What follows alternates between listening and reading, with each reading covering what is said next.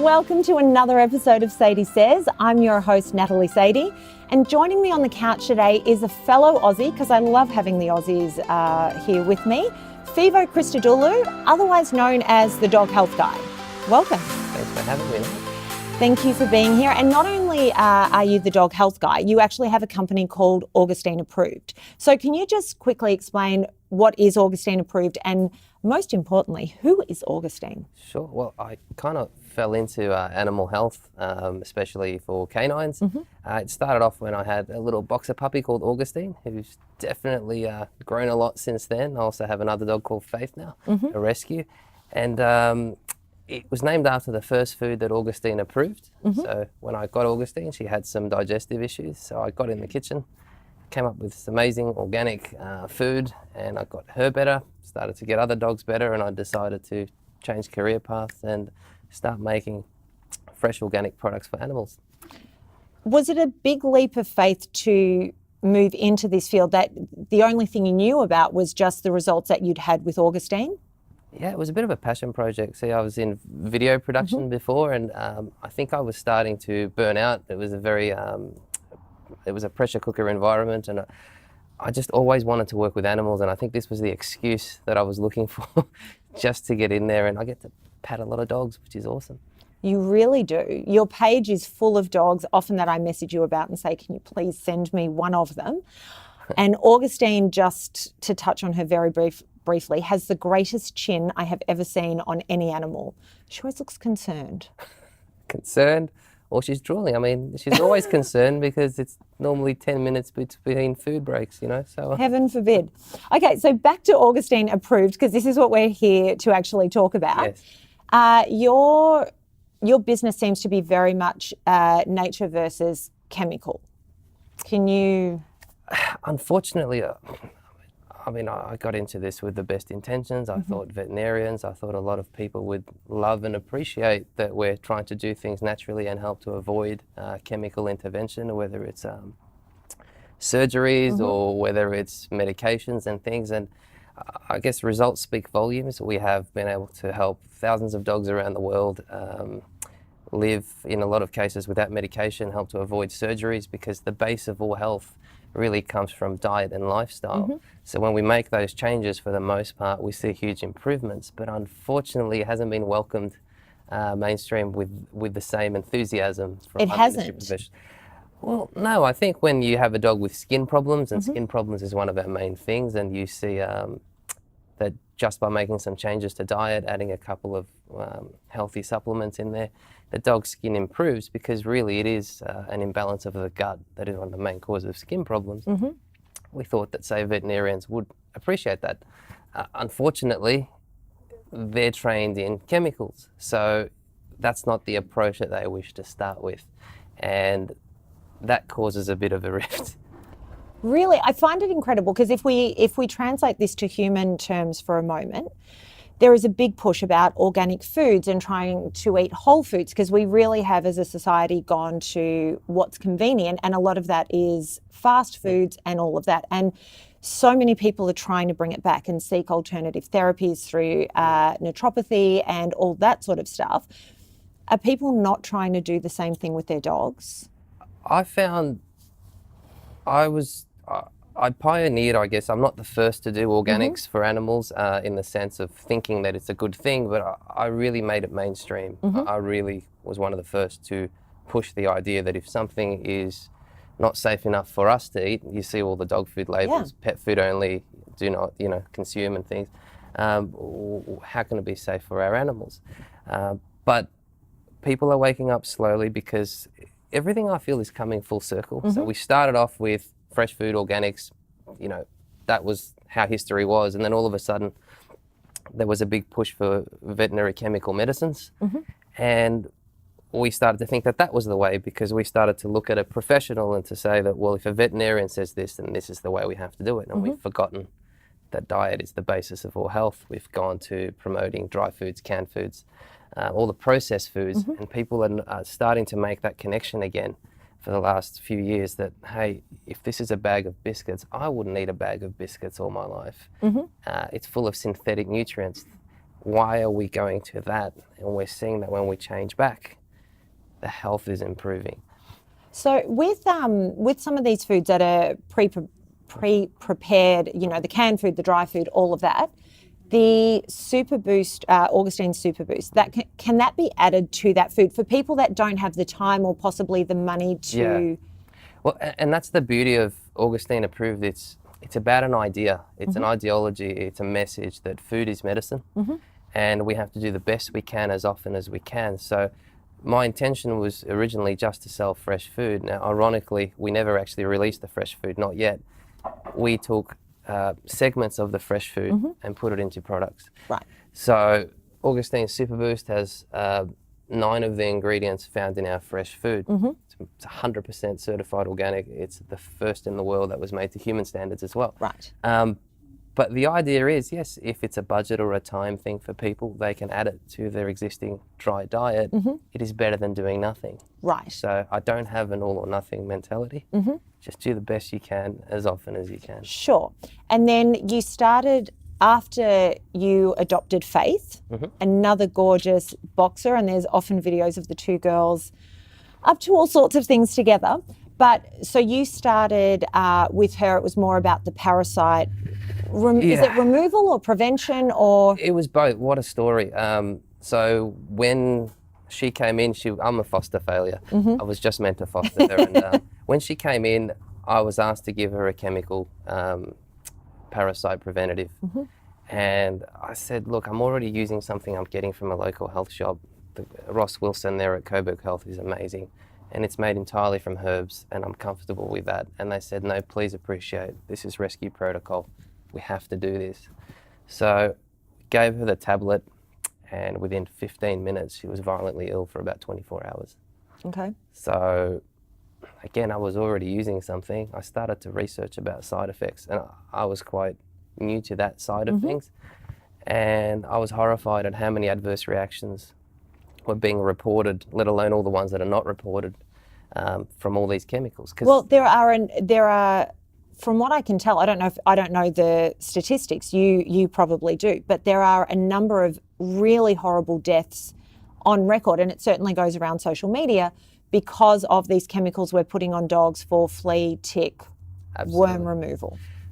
And that's the issue, that it's basically insecticide-based products, and we're trying to guess how much poison we can give as a blanket formula that they can give out to every dog, enough to kill or prevent parasites but not hurt the animals.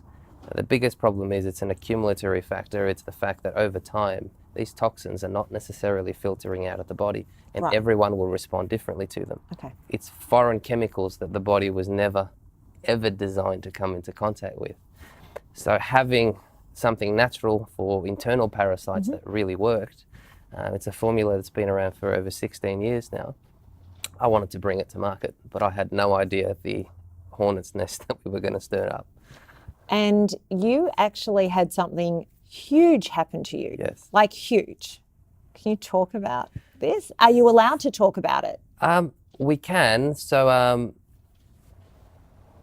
I have to be careful what I say, obviously, but Faith, the product was called Faith after my girl Faith, and we renamed it recently to Faith's Cleanse and Detox, as you see here. It's one of many, many natural products that were brought out for parasites.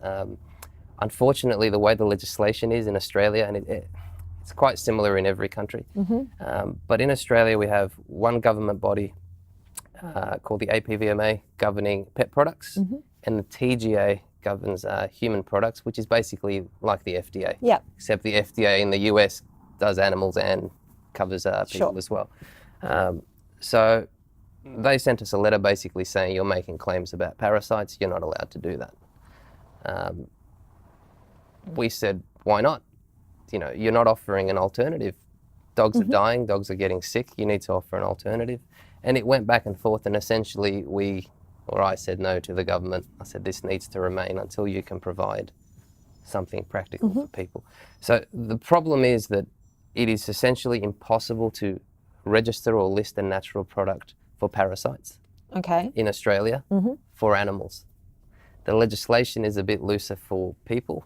ironically, we have listed this product as a complementary medicine for people. Yes. And we can make claims about parasites. So in one essence... This is just crazy. It's crazy. It's out of date legislation, but the plot thickens. What we see is that essentially the government is acting like henchmen for the pharmaceutical industry, because if you could eliminate every single competitor in your market that is natural, so only your chemical products can compete, then essentially it's not a very fair platform. It's not a safety issue, Natalie, so it's not that... So they're not worried that your product, the Cleanse and Detox, they're not actually worried that it will kill an animal or hurt an animal in any way.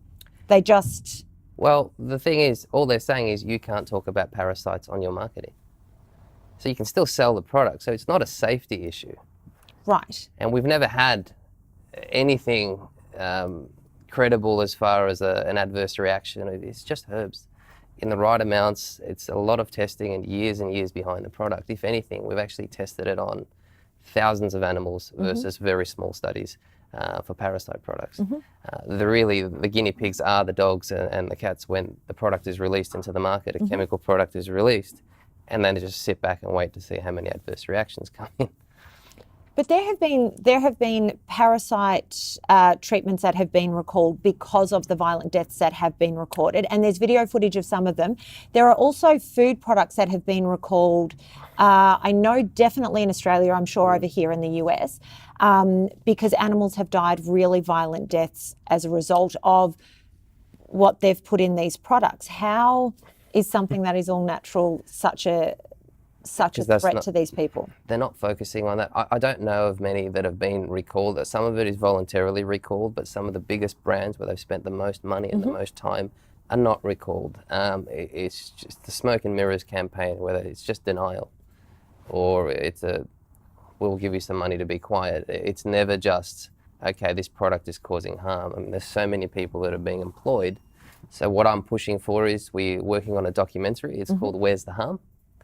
And the idea of that is to, I guess, show the story and expose this a bit and let people know that there have always been options, there have always been alternatives that are actually effective, but it's more of a legal issue that is preventing companies like mine from getting out there. Now, something that did happen, your house was raided in the process of all of this. And I'm bringing it up because you've talked about it on Facebook, so we can talk about the fact that they have been in your home. This has escalated to a point where it's a big deal. Yes, I'm apparently a very big threat. So I was renovating my apartment. I had a knock at the door. We had two representatives from the APVMA with an investigation warrant, basically saying they can come into my home and look through everything.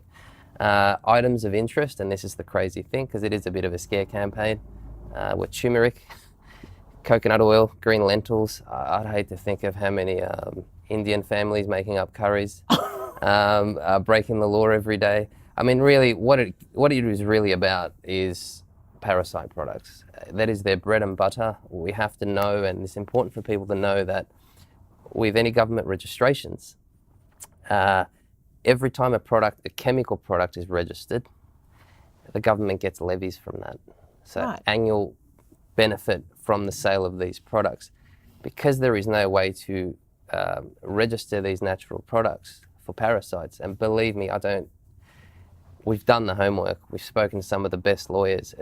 It's trying to fit a square peg into a round hole. They don't have guidelines for natural products to test them in a way that you're not hurting animals. But are they doing anything to try and make it possible so that... No. At the end of the day, this is the legislation, and the government people are only interested in following the legislation a bit too liberally as well. So... Well, when there's a lot of money involved. Unfortunately, and there's no way around that because they have the option to investigate and do nothing. And then at the end of their investigation, it's very clear that we're of no threat. Right. But they choose to do something. And we are not profitable for them. So, we're going to move on, but I was defleeing my cat, or actually preventatively defleeing her or whatever the correct terminology is, she would always fight me. The moment she heard the little pop of the container, she would lose her mind. And I used to go, oh, why is this such an issue? Do you just not like the feeling of it on the back of your neck? This particular day, as she was fighting me, she's sort of moved her body in a way that where the treatment was, it hit my face. I was numb for the next 12 hours where that liquid would touch my face for just the tiniest of seconds. And it made me realise why she hates it. I think it makes her feel sick. I think it's obviously a horrible sensation. I had probably 100th of the product on me that she did. So I actually get it, and that terrified me. So then it became an issue of I only did it if I found a flea on her, and I think I've done it twice since that happened, and that was it. And there's a video we've done called the Parasite Video for Pets. You can find it on YouTube. You can see it on the Dog Health Guy Facebook page. It's exactly what you're saying. You've come to the realization that if your animal does not have fleas, why are you giving a preventative, which could be more... And something that is traumatic for her and obviously painful and uncomfortable. This is what we find is the preventative can be more damaging than getting fleas. I mean, we're in first world countries and dogs are not dying or cats are not dying from fleas. If they get a flea, you can worry about it then. And again, there's many natural options that you can take. But the idea that we're putting all these chemicals in, and mind you, everything I promote is about promoting a constant state of cleansing. So less chemicals equals health, not more. So from the many vaccines we do, Australia is one of the only countries, I believe, that we vaccinate our pets annually, which is actually very bad. It goes against the science. And then we do the chemical treatments all the time and so on, and the processed foods. We're just building time bombs. Yeah. Now, we are very close to running out of time, but I want to touch on two things before we finish up. First of all, you are here to meet some famous pups while you're in town. Yes. It's very exciting. I've seen the list of some of these dogs. So we're going to have to go to your Instagram page to see all the photos of you with these amazing animals. And I believe you're introducing them to some of your products. Yes, we are. So we're quite honoured. We're going to meet some great dogs. Hopefully having some time to get into some shelters as well. Big fan of adoption, over breeding any day. And yeah, I can't wait actually. Always adopt, don't shop. Yeah. And just finally, if you could give one tip to dog owners, dog lovers, to give their dog the best possible life, what would it be? I think love wins it. It's the number one thing. But instead of giving one tip, if I can give you all watching one thing, I've basically made a little encyclopedia, a little Bible. It's a great starting point, whether you've had dogs for 50 years or it's your first dog you're thinking of getting. There's lots of good articles in the Augustine Approved magazine. It contains health articles, feeding tips. I've got my recipes for Augustine Super Boost in there. It's all free. And some product information as well. There's lots of before and after photos if you'd like to see what I'm talking about with skin, lumps and bumps, and lots of links to videos in there as well. Perfect. All right, so all of that's available on the Augustine Approved website. Yep, perfect. All right, so we have your Augustine Approved Instagram on the screen for everybody, but there is also the Dog Health Guy. Yes, that is correct. My personal page for animal stuff. Lots of cute puppy photos there as well. Always something to make you feel good. Phivo, thank you so much for making the time to speak to me. That is this episode of Sady Says. I will see you next time.